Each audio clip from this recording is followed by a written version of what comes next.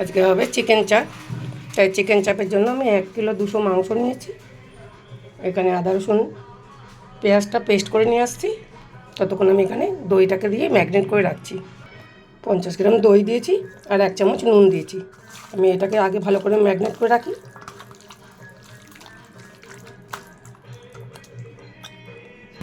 আমি এখানে আদা রসুন পেঁয়াজের বাটাটা দিয়ে দিচ্ছি, হলুদ দিয়ে দিচ্ছি আর 1 চামচ লঙ্কার গুঁড়ো দিয়ে দিচ্ছি।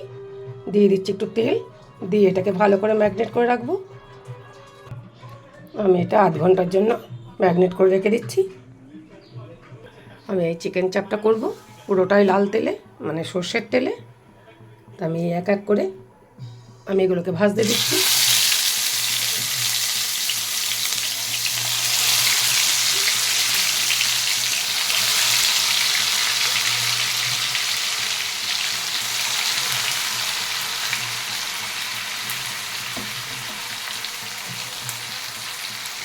প্রথমে কড়াইটাকে একটু বেশি করে তাকিয়ে নেবেন, তারপরে আগুনটাকে কমিয়ে দিয়ে কম আঁচে মাংসগুলোকে ভাজবেন, নাহলে দেখছেন পুড়েই যাবে।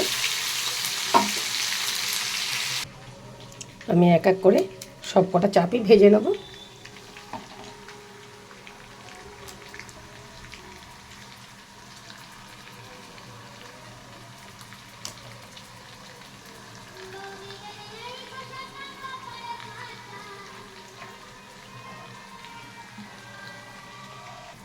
দেখতেই পাচ্ছেন সব কটা মাংসই এক এক করে আমার ভাজা হয়ে গেছে। আগুনটা কম করে দিয়েছি, আমি এবার তুলে নিচ্ছি।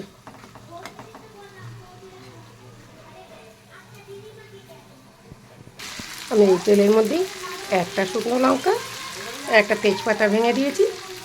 দিয়ে দিচ্ছি মশলাটাকে, যে ম্যাগনেট করা মশলাটা ছিল।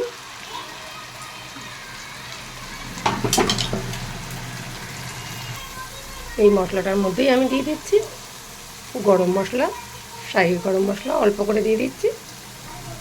এবার চিকেনগুলোকে আমি এর মধ্যেই দিয়ে দেবো। আবারও আমি আগুনটাকে কমিয়ে দেবো। কমিয়ে দিয়ে এই মশলাটুকুনের মধ্যেই আমি এই চিকেনটাকে চাপ করে নেব। এবার শুধু ঢাকা দিয়ে দিয়ে রান্না হবে, আর কিছুই দিতে হবে না এর মধ্যে।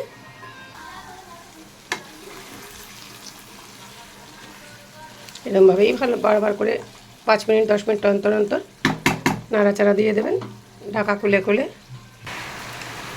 আমার মাংসটা মোটামুটি সেদ্ধ হয়ে গেছে, দেখতে পাচ্ছেন ওপর থেকে কেরম তেল ভেসে উঠছে।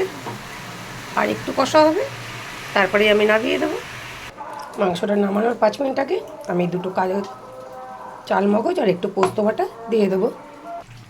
দিয়ে দিচ্ছি আমি চালমগজ বাটাটা আর পোস্ত বাটাটা।